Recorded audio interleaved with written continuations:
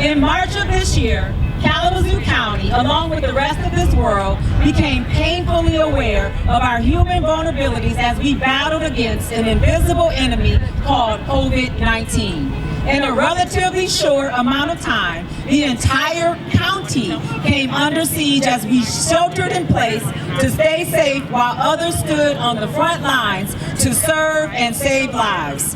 During that time period, we also were faced with the reality that inequities in our nation's public and healthcare systems exist. While everyone was working hard to stay safe by sheltering in place, certain communities, including our elderly and the Black community, were left even more vulnerable to being disproportionately impacted by this virus pandemic.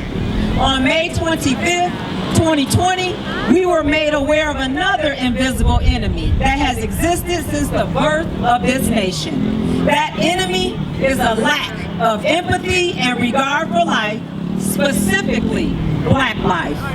One way that enemy presents itself is through racism. The structural and systemic oppression of Black people, coupled with bad policy and lack of accountability in America's major institutions, has allowed the exasperation of racism to impact our Black citizens in such a way that we literally and figuratively cannot breathe.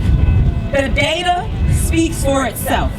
Racism is a public health crisis that threatens the safety and welfare of Black citizens in our county and throughout this nation.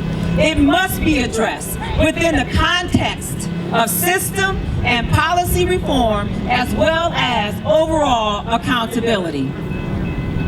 Therefore, we demand that our institutional leaders in this county affirm that Black lives matter.